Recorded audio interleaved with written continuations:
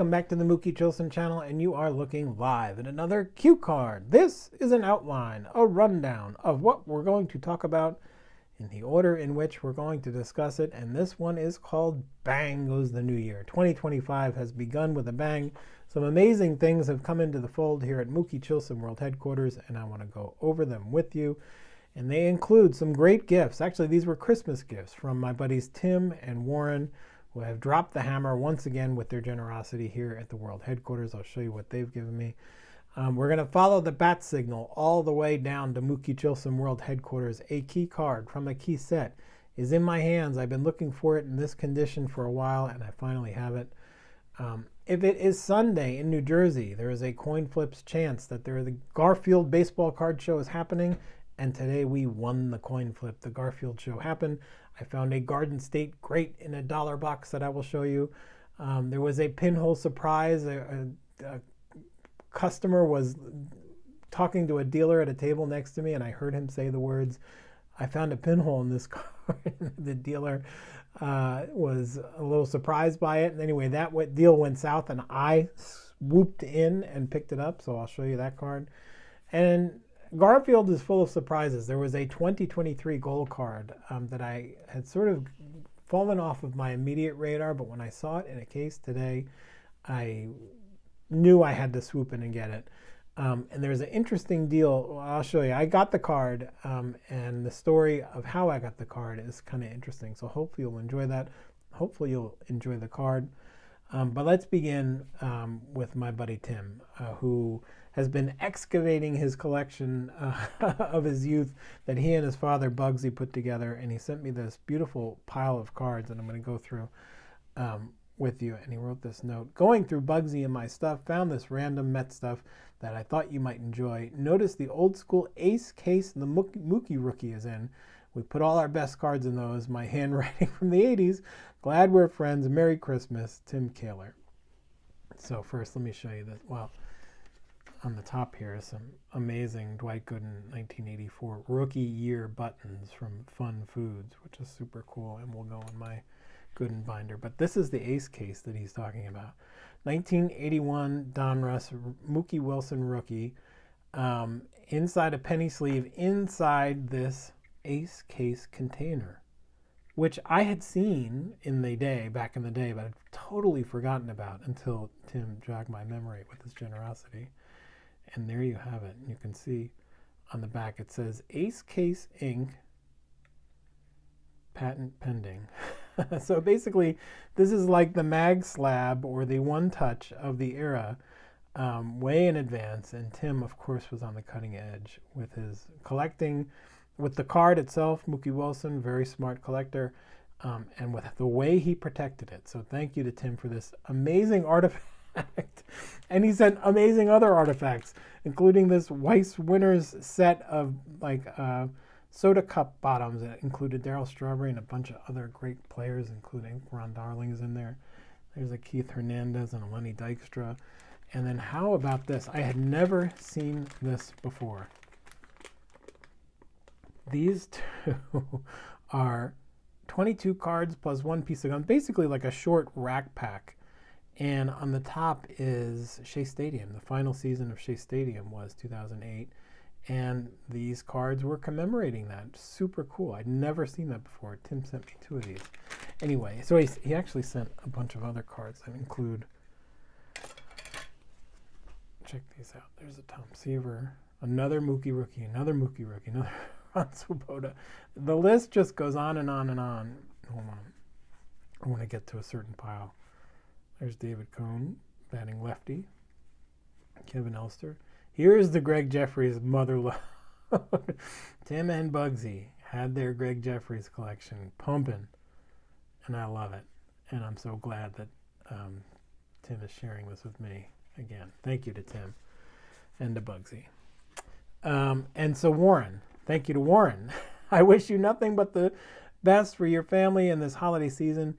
He did not put any pinholes in any of the cards, and the Fantastic Sams did not fit in a top loader. Now, of course, Warren is like one of these guys that it's just omnipresent. You cannot imagine a day when Warren wasn't here.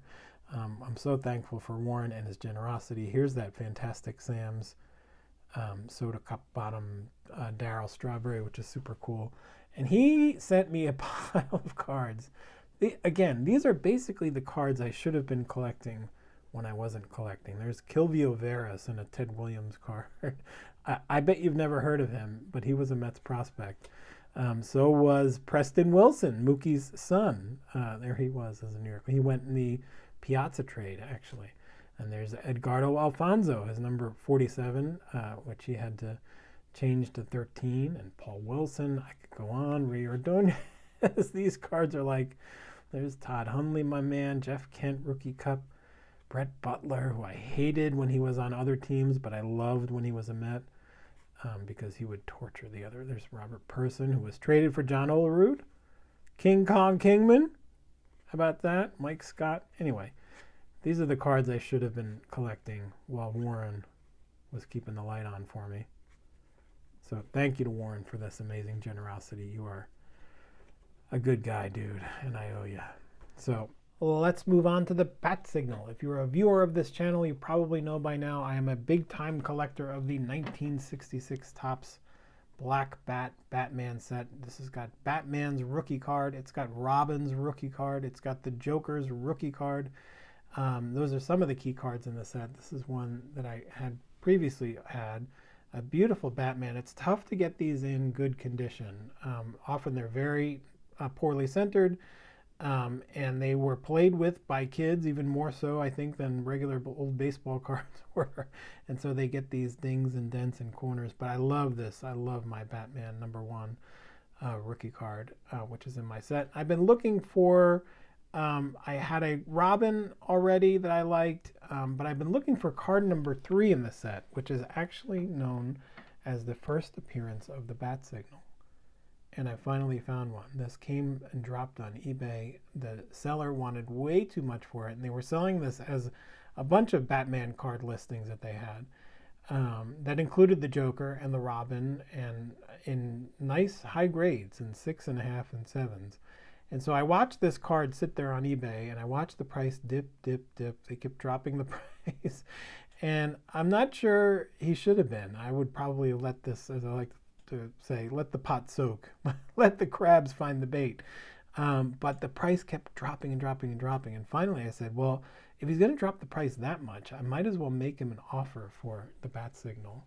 And not only did I make him an offer for the bat signal, but I offered him a combined price for the bat signal, for a nice Robin rookie card in a 6.5, which is 3 grades higher than what I currently have. And again, I wasn't looking to upgrade, but the condition of this is so much nicer than what I currently have. The eye appeal is better. There's no creasing in it, which is what I have in my current Robin card. And then I got this, the Joker. That's the Joker rookie. So all 3 of those cards combined in a very, very, very Mookie-friendly deal. Let me just put it that way. Just look at that card. Super cool. So I have the whole set. I have it in sort of mid-grade condition, but now I'm sort of getting it, and I don't know. I feel like I'm upgrading in the new year. So anyway, I'm super happy to have that. And like I said, let's move on to Garfield. Now Garfield, every other Sunday in New Jersey is the Garfield baseball card show. Today was that day. My buddy Pete and I went, and we found a dealer who was selling 86 Donruss packs. And so Pete and I bought a bunch and ripped them together. And these were some of the highlights. There's 2 strawberries. I traded Pete my Reggie Jackson for his 2 Daryl Strawberries because he didn't really care. There's the Keith Hernandez. But I got, now the Canseco card is the top card in that set, and neither of us got that. But I did pull a Fred McGriff rookie card, which is pretty cool. Again, this is nothing I would ever consider grading or anything like that, but super fun. I had never ever opened these packs. They just were not around in my area in 1986. So this was my first time ever opening Donruss 1986 Donruss packs, and pulling that Freddie McGriff was pretty cool. So anyway, let's move on. The other thing I was doing in Garfield, like it says there, I got a Garden State great. Now, many of you may or may not know, but our old buddy Mike Trout, who is currently injured, but is sort of hobby darling, is a New Jersey guy. He comes from all the way down south, outside Philadelphia, frankly, across the Delaware River. And he's a New Jersey guy. And so I saw this card. This is a high school baseball card, Millville High School, the Millville Meteor, they called him. And Mike Trout.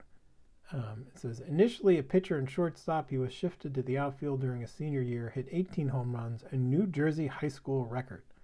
So there you go, Mike Trout. So this cost, I think, $2, something like that. But while I was doing my Mike Trout ogling, I heard at the next table over, the dealer and a customer. The customer was saying, hey, you have $15 on this. Did you know there's a pinhole in this card? And so my, spidey senses went up, and I said, I got to go over there.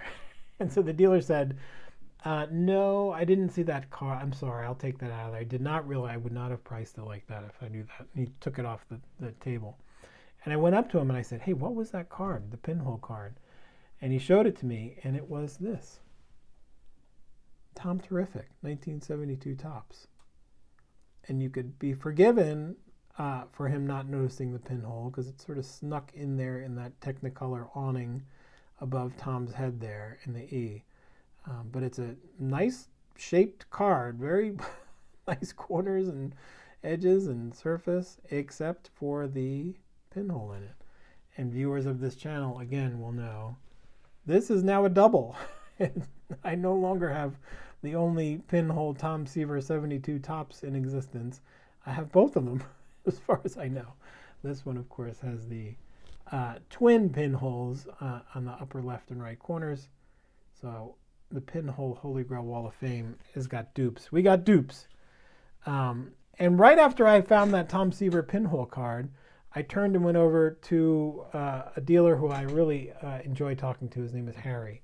And he was there. Pete and I went early this morning. And so Harry was there giving a deal to, I don't know, some kind of repacker or whatnot buyer who had a stack of cards, and it was basically going to give him $6,000 in a deal. He was getting a sweetheart deal. And I looked in the guy's case while Harry was making this deal with this repacker guy or whatever.